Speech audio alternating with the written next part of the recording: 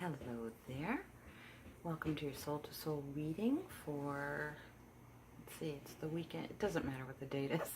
I don't typically, I don't do readings for the date itself because you can come back to the reading at any given time and it will be relevant for you at that time. Anyway, welcome to the Witching Hour. My name is Michelle and I'm a witch. And I haven't been on YouTube in a couple of weeks now, so anyway, been going through some major transitions in life and trying to keep up with the energy that's going on. But anyway, glad to be back. And so my posse behind me. So I was doing my, let me bring them up again. I was going to continue with readings using my own Soul to Soul divination and oracle cards. So I'm going to use one of those today. We're on card number 3 and it is Romantic Love. So quick recap. The first one I did was Spirit. Then the second one I did was Myself. And the third one is Romantic Love. And these cover the 13 main areas of life as channeled to me by Spirit. And this is the kind of inner code and moral code that I have for myself. I'm not intending to impose that upon anyone, but it's the one that I'm guided to use. And it's my very own. It's my very own unique spiritual path. And I try and use that to the best of my ability in my readings and in my life and just all over. So and as I've said before, I'll do a reading or a video on how to make those for yourself. And they were inspired by Soul Collage, but they're my own version. But the idea of putting my energy into my own cards that I made with my own hands, but that depict my spiritual path, my actual experiences and such, my own wisdom that I've gained from my own personal experience, and messages channeled through me by Spirit, all of that good stuff. So I'll do a video on how to make those, the process, not so much the technical aspects, but the spiritual process itself. And these cards are imbued with your own personal energy and the energy of your experience that's been given to you directly by Spirit. So there will be no two alike. No one else will have the kind of deck that you have because it's all about you. So it's a really neat experience. But unlike Soul Collage, mine don't have suits and things like that. I don't use them in that way. I don't make collages in the same way. The technical way of doing it isn't the same. I just did my own way of doing it. But anyway, it was inspired by that and truly inspired by it. You know, my heart was pounding. It felt like there was this energy in my chest. I could physically feel it, like spreading, it like contracting and expanding. And I want to thank my friend Jen again for pointing me in that direction. And it was meant to be. It was like I had this, making the cards themselves was one of my experiences. So that was pretty cool.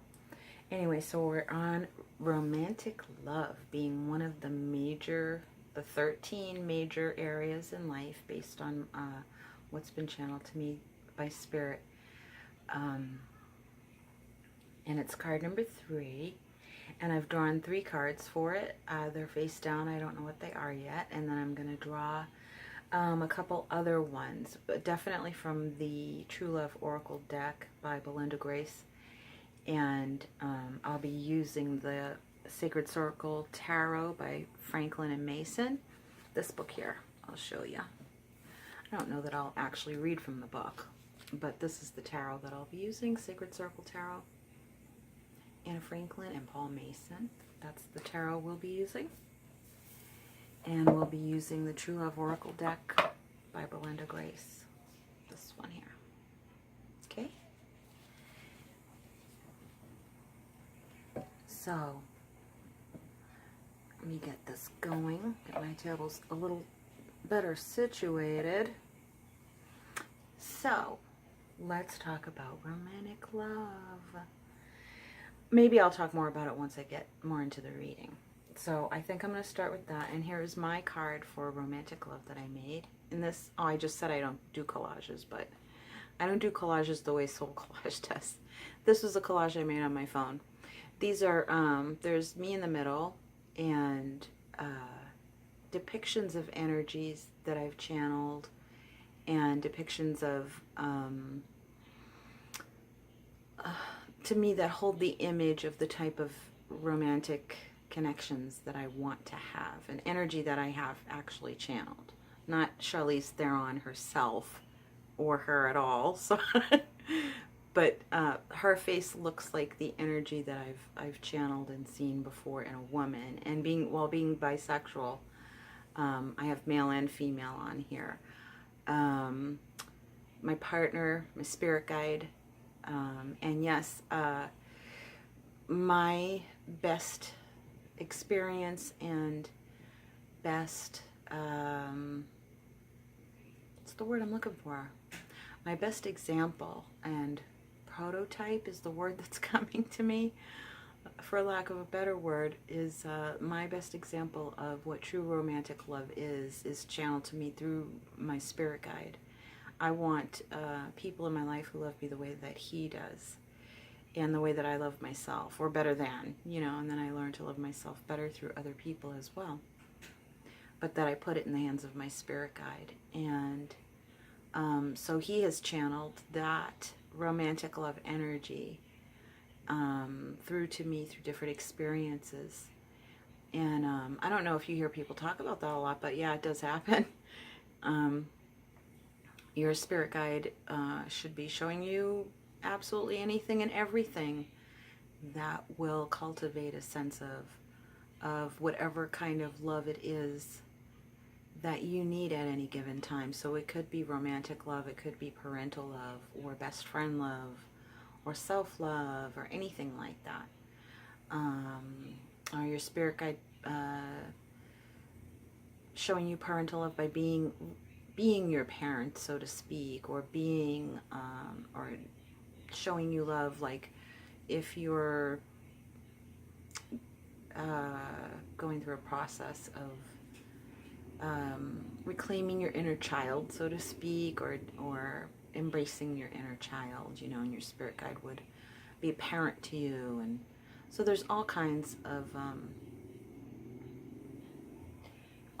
facets of love that spirit, that God will show us through spirit and through our guides especially.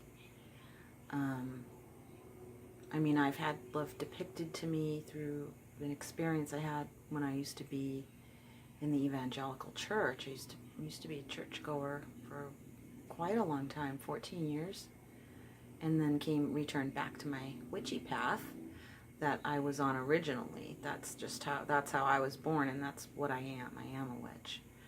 But I did spend some time when I became a wife and mother. I was in the evangelical church for a while, and so there's another way of learning how to love. But I didn't stay with that permanently, obviously, and but even learned from a connection with the Christ consciousness energy through Jesus energy about romantic love. You know, I did. I most certainly did. Couldn't talk to my church friends much about it. It's probably would have kicked me out before I left of my own accord. But yeah, it was very tantric and very beautiful. And it was about true communion and consummation, and about God being my lover. And not in a weird way, but it was definitely romantic overtones, and saying that was missing from my life, and that I needed, you know, and partly due to being in the church, which is ironic, but Jesus was, you know, his energy was there, and it is real. But I'm not a religious person, but I did have that actual experience. But I got back onto my own path, which is organic and very pagan-oriented. Not every witch is Wiccan, and not every Wiccan follows the same path. I'm not Wiccan.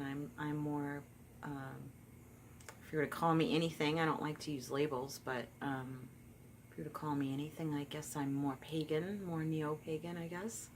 I have a lot of ancestry from the old world, England, Ireland, Norway, France, Germany, Argentina, and Italy. Anyway, though, I don't mean to go on and on, but here is my card.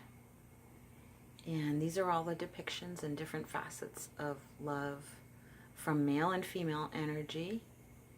And like I said, so this isn't about sexual orientation, or it doesn't, it is about sexual orientation, but it isn't about,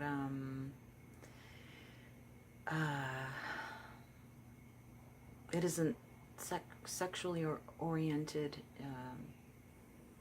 it's not about that specifically. It's about whatever orientation you are. But being bisexual, I have male and female. He would be my druid guy that I would want to draw in or manifest and attract in my life. She is more the Rowan Mayfair from Anne Rice novels. If you know those novels at all, she's like the, except less of a tortured soul, you know. But the physical aspect.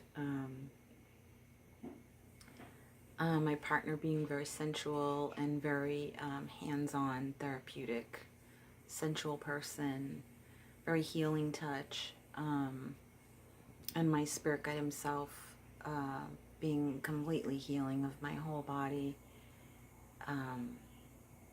Just some really cool experiences in spirit and in person of channeling different energies and not using, but sexual union being very healing, really it being about healing, mainly, not in the sense that there's something wrong and you need to get it fixed, but healing in the sense of maintaining your well-being, your spiritual well-being through sacred union with another. And also polyamory. This is not strictly about monogamy, and it's not strictly about polyamory either. But it's about all of it, is my point. So, on with the reading. All that, just to read 3 cards. No, we'll do more. But those are my, just to face everything, start everything off with the, a brief rundown of just my awareness and knowledge and my personal path and practice with romantic love.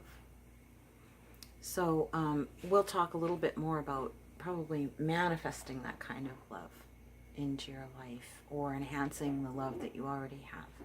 And romantic love being, as channeled to me, being, you know, right after spirit and yourself, it's like that romantic union isn't necessarily something that we should believe that we need to feel whole. But we don't live in a vacuum, and we are supposed to connect with each other energetically and spiritually through our love and through our sacred unions, romantic ones and family. We need each other. We're supposed to rely on each other and connect with each other.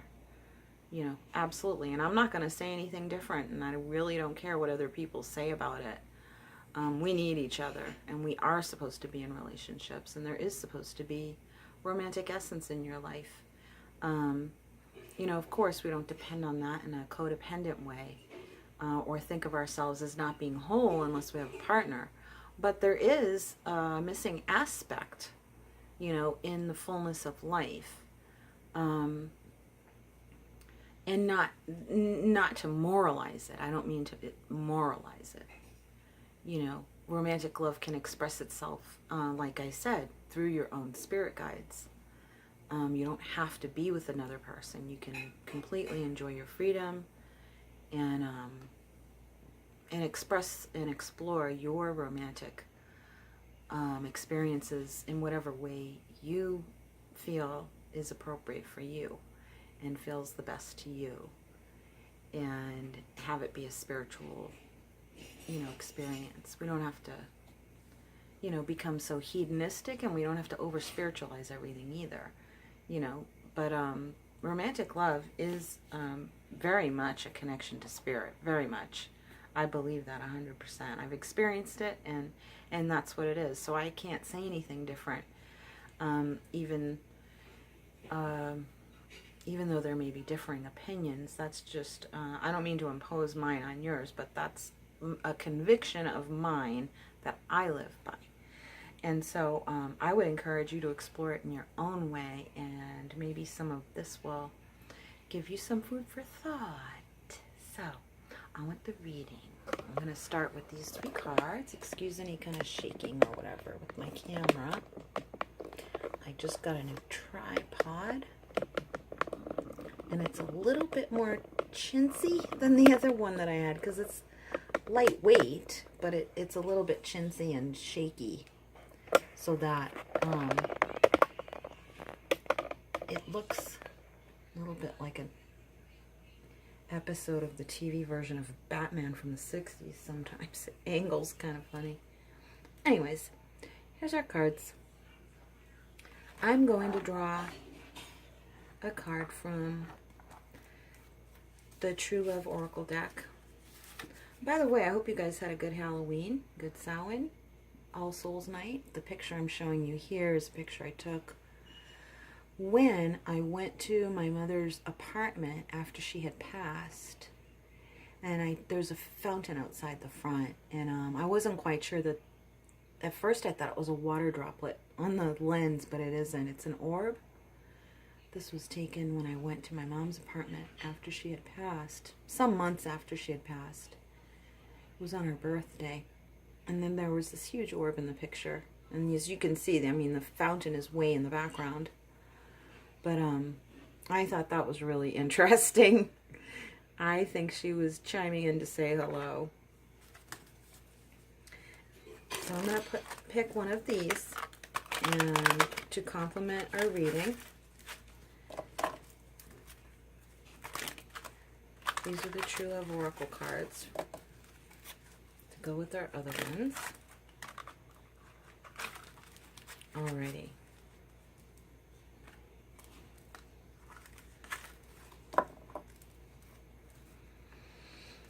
And it will be whatever it is. It's going to enhance the reading and tie it all up. There it is. I'm going to leave it as a surprise at the end. I might draw a crystal card as well. So here we go. I'll flip that over at the end. So here is our Soul to Soul card. This is leading the reading for us about what Spirit wants us to know about romantic love. What are we learning right now? Oh, rivalry. My goodness. 7 of Wands. No, no, no. I would not say that this is rivalry. When I see the 7 of Wands, what I think of is defending yourself or establishing really, really good boundaries. Really good boundaries. Really pulling up your masculine energy to defend yourself and not being defensive, but in defending your soul, in establishing good boundaries for the sake of your own well-being in a very good way. And what's coming to my mind are those cardinal sins I talked about in my other video about, I think this is a time of creating very clear permanent boundaries, almost like a moral code of what you will and will not tolerate, what without being defensive, but having very strong, clear boundaries. And if you see, this is a very phallic energy here, you know, naked man with a club. And his sex is clearly visible, so we're talking about male energy. And the card says rivalry, but I don't read the 7 of Wands that way. And I'm sure there are times when I'm going to read the cards the way they're depicted, but now I don't feel that. Intuitively, I don't feel that I should do that. To me, the 7 of Wands is about establishing really good boundaries about your own moral code, about what you will and will not accept in a partnership. Establish that first. You will have the partnership you want, not by what you acquire, but by what you eliminate. And if you eliminate the bad stuff, you leave a lot of room for all the good stuff to come in. So this is establishing boundaries first and foremost, which I like that. When you're talking about relationships, always good to know what your boundaries are ahead of time. And that you trust that you will get the clarity. It will keep you grounded so that you're not walking into something blind and getting your judgment kind of compromised by all the romantic energy that you can feel in the beginning of a relationship or in the beginning of a new phase of a relationship. I'm feeling like a sense of renewal amongst all of you guys out there, and needing to bring in new boundaries into an already existing relationship, and it might really rattle their cages in a way. Oh, that's a bad depiction to use, sorry. No one should be in a cage. But it might rock somebody's world a little bit to come up against your boundaries, especially if you're in an existing relationship and you might not have had them fully developed. But now that you do and you're exercising them, you know, it could bring in a whole new phase of how to relate to one another. You know, it really is. And whether it's not about whether you're male or female, but pulling up your male energy and being proactive in applying your boundaries in a very strong way that is heard very clearly. And I'm feeling to do this before the relationship start. Rebirth. Oh, that's beautiful. So this is the Judgment card in the traditional tarot. Rebirth. Yeah, I mean, it's just what I said. It's like a new day is dawning. It really is. I can feel it out there. I can feel it. A new day is dawning for quite a few who are in relationships already. That you're going through a new phase of development in your romantic connections.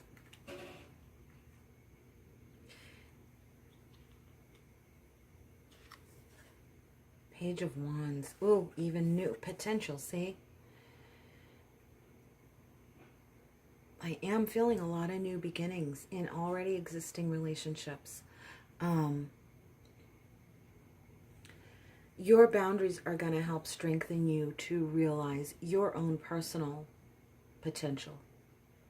Just you as a person, just you, your own inner fire coming up, your own strength, your own sense of security, your own sense of self-sufficiency. You're becoming stronger as an individual.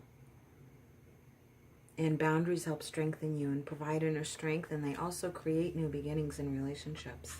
They can feel like endings too, like the ending of one phase of a relationship and the beginning of another. You might even feel like your relationship might be ending, and holding your boundaries firmly in place will really elicit a lot of respect from your partner or partners, depending on if you are in a monogamous or poly relationship. You know, the new you. I really feel like that's what this is. It's the new you within your relationships, and as a single individual, possibly preparing for manifesting those relationships coming into your life. So that's a really, really good thing. It's a good feeling. Excuse my arm. I'm going to bring my little unicorn horn over here. I just feel like that should be in the picture. I want to see what's going on here with this True Love card. What is it? Oh my word. The Sacred Woman. This card is actually all about boundaries. That is crazy. That's wonderful. This is based on a Native American legend or tradition, I believe. I'll look it up in the book because I don't want to, I want to make sure I give it the honor it deserves. I don't want to put my own words on it. But the sacred woman, as far as from what I know from this book, and this is the only place I've looked at this story as a resource.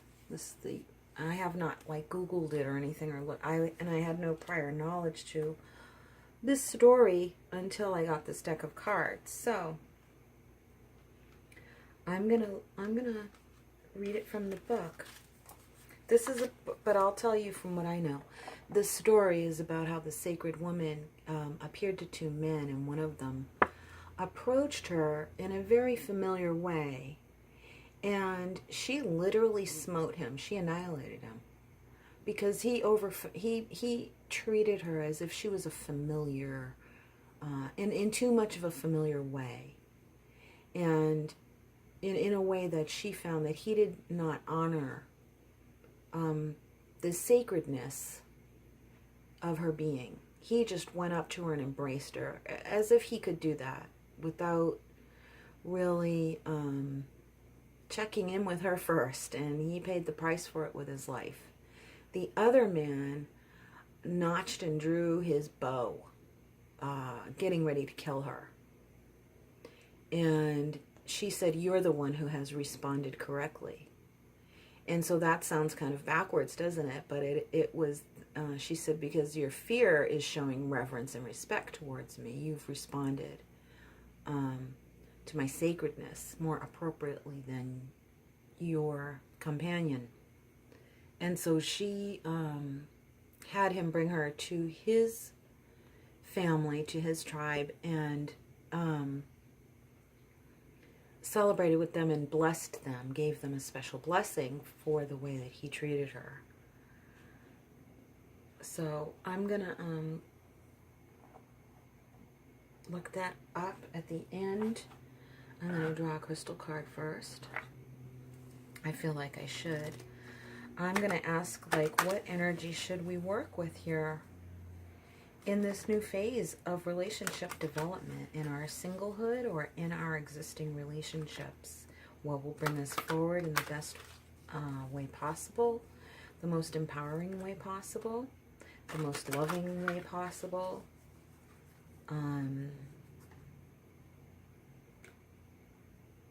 What will help us manifest the love that we desire? What self-awareness will help us manifest what we most desire in romantic love? And what is the universe telling us? What is the universe bringing in? Not just empowering information, but a divinatory message as well. Ooh, another one dropped down, so I'm going to do two. Let's see what they are. This is the first one, life purpose. Wow, that's a pretty strong card to get. And you know what's really funny is I've been getting this, doing little readings for myself. It is our life purpose to be with another person,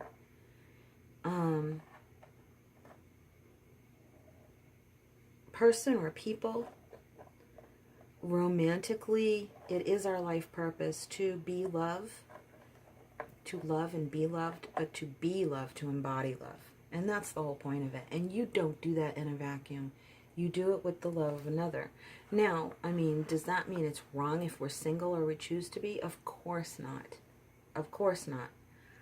But it's definitely not okay to be alone in a relationship. And it's definitely not okay to be alone in the world. We all deserve to be loved, and really we can't live without the love of another human being. But we have to have our boundaries in place and intact. And I feel this is happening for so many people right now. Your boundaries in place first, and it renews your sense of self, and it really strengthens you and brings the relationship to its fullest potential, and you to your fullest potential first and foremost. Here's the other card. Shine. That's beautiful. Ruby is a very, very, very strong crystal to use for relationships, for romantic love, passion. And this card says shine. This is like a star ruby, and it talks about shining your own love, and energy. And within the context of this reading, this is about you shine first and you bring your shine to the relationship, and you connect yourself with people who fortify your shine, who bring it out in you, who make your soul glow. And to reiterate again, it isn't that we're incomplete without a love partner, a romantic love partner. It does not mean that whatsoever. But that does not mean, I'm not going to advocate the fact that needing to be in a romantic love relationship is wrong. I will not advocate that. Not because I'm a hopeless romantic, but because I've encountered the energy way too much to leave that out of the picture of every individual's lives, regardless of your age, you know, whether or your physical condition. It isn't about always having sex or being in love. It's about romantic love being coming from another in a way that is not parental. It is not like a sibling or a friend. It's not platonic.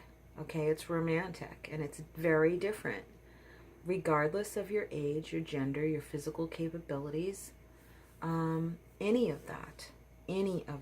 There was a woman that I read about, speaking of having in my church days, there's a woman called Johnny Erickson Tada, and she was paralyzed from the neck down for most of her life. When she was in her late teens, she was in an accident and was paralyzed from the neck down, and she survived, and she later became married. I don't think she could have children, but you know, so that's a fine example of the fact that she went on to live a very productive life. And she's an artist, and she would literally hold the paintbrush in her teeth and paint pictures, and she made beautiful art, and she was, got married to a man. And so obviously that's a fine example and a very strong example of, it's not about our physical characteristics, about, you know, romantic love.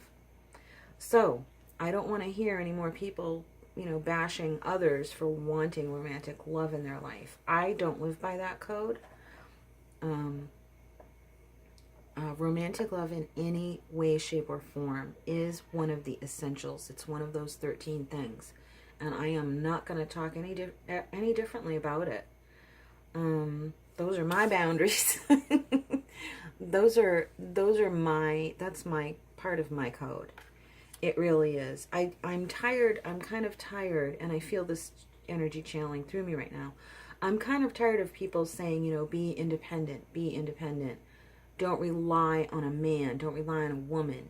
Don't rely on a romantic relationship to feel whole. And I'm sorry, but as a member of the human race, we are not necessarily not whole being single. Obviously not. But it's not the whole, we're not having a whole experience without that love. I mean, even if it's temporary, it doesn't mean that you have to be in this long-term, for the rest of your life relationship if that's not what you want. But there needs to be romantic love in your life at any given time, as you deem fit, and in whatever form you choose, whatever speaks to your soul.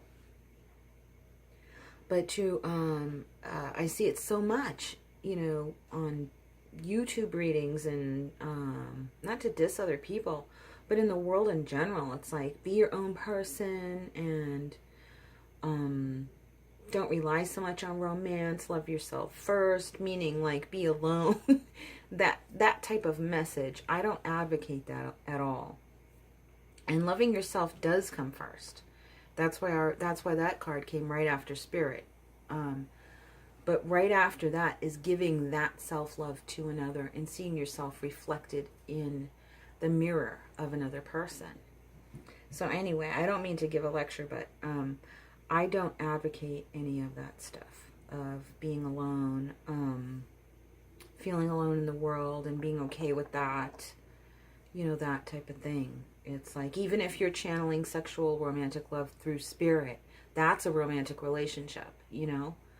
And if that's the way you love it, then that's beautiful, you know.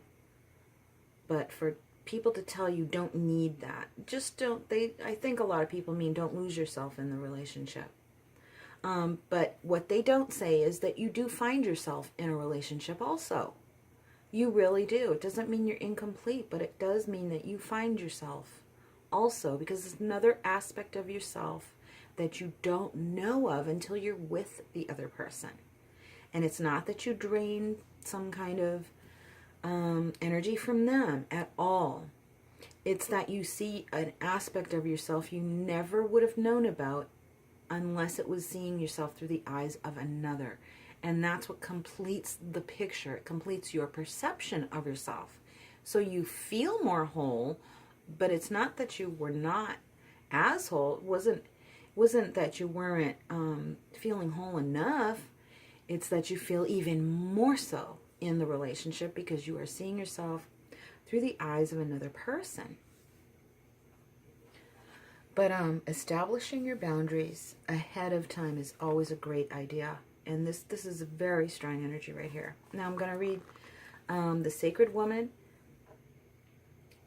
And I'm going to reiterate, it is our life purpose to see ourselves through the eyes of another, to mirror back to us our self-love and the love of spirit in as many, whatever way, shape, or form that speaks to your soul and makes you shine even more. So the Sacred Woman, the Native American Indian legend of white buffalo calf woman, is closely connected to the concept of the divine feminine. Although it is more extreme than real life, her story does send an important message. In the legend, white buffalo calf woman annihilates a man who thinks he can simply embrace her and claim her like a piece of property. The man who senses her divinity and wild power is spared the same fate, because she can see that even though he holds his bow and arrow up to her in fear, he respects her power. Oh my word, I have goosebumps. On returning to his tribe, the surviving warrior does as she requested and organizes a feast to celebrate her impending arrival. In return, she teaches the tribe sacred rituals and bestows important forms of abundance upon them. White Buffalo Calf Woman brings an important reminder to us today about the potentially destructive forces that are available when the feminine is treated as trivial. Ain't that right, ladies and gentlemen? In all of us in our feminine energy. Potentially destructive forces that are available when the feminine is treated as trivial. Yeah, she will end you. And I'm not talking about violence or abuse, but I'm talking about when the feminine energy is abused and when females themselves are abused. No way. That's what those boundaries are for, ahead of time. Not to be defensive, but to have an innate sense of self-protection and self-love. Do you see the heart she has in her hand? And it's green, like the heart chakra, right there at her heart level. And it's holding it up as a boundary. But it's with love. It's done with love. It's done with self-love. And boundaries may be painful, but that does not mean that they are harmful. I want to continue reading. Sorry. She brings an important reminder to us today about the potentially destructive forces that are available when the feminine is treated as trivial. In modern life, this applies to both men and women, meaning that women must be prepared to value themselves and act upon this if they want to be respected by their male counterparts or female. I find that this book is a little bit too conventional. It doesn't bring in same-sex relationships, which kind of bothers me and surprises me, but whatever.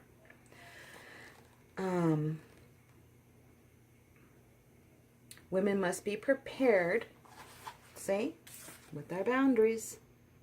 That is what this reading is about. Be prepared. Women must be prepared to value themselves and act upon this if they want to be respected by their male or female romantic counterparts. And men must do this as well. White buffalo, without self-respect, you're not going to attract respect from another. So make sure that self-respect is intact and that self-love. White buffalo calf woman did not play games, make idle threats, or pretend to be something she was not. She did not compromise herself or her integrity for mere physical security or a life that was less than fulfilling.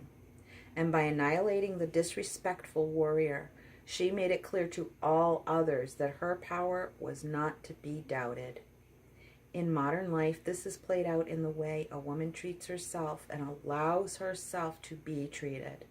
When a woman truly respects herself and acts upon her feelings, men and romantically involved other women, I'm adding that, will naturally respect her or leave her alone. Isn't that right? It's like the boundary is there to instill respect, not to push it on another person, but just to emanate from you in a very strong way. Like people just will not mess with you. They will respect you or they will leave you alone. And that's good, either way. When you call White Buffalo Calf Woman into your life, she will help you do away with self-sabotaging behavior and help you to have the courage to do what you know you need to do. So I don't want to come off as being too defensive because there's two sides to the coin, the self-respect and the self-love. Having very strong boundaries without being defensive emanates from you as self-respect, as your own authority. People will respond to it because this protects you, and this teaches your children and the young people in your life around you how to develop and cultivate self-respect that instills self-protection. It instills and inspires the desire to cultivate self-respect, and because the deeper your self-love, the greater your protection. So you don't have to be defensive. It's all about loving yourself. It's easy. It's effortless. It's not defensive. It's with an open hand. I'm going to read this because I really feel like I want to put these two together, the life purpose and shine. It is our life purpose to be with another in a romantic way, another or others, one or more than one, and in such a way that they bring up even more reflections of our soul energy in us. They make us shine even brighter than we thought we could, You know, already being whole, but completing the picture even more in ways that we couldn't fathom unless we were with the other person. I'm going to... Ruby is the romantic gem. It really, really is. And speaking of gems, I wanted to show you. My signature stone is a moonstone, which I have here in this heart shape. And this I found serendipitously after I began manifesting my soulmate / twin flame. I found these two stuck together just after I embarked and solidified my journey to manifest a twin flame soulmate, male partner this time, one at a time. I'm working on the guy this time. And blue being the color that I was given in a vision of my truest self, that I'm true blue, so to speak, and that he is too.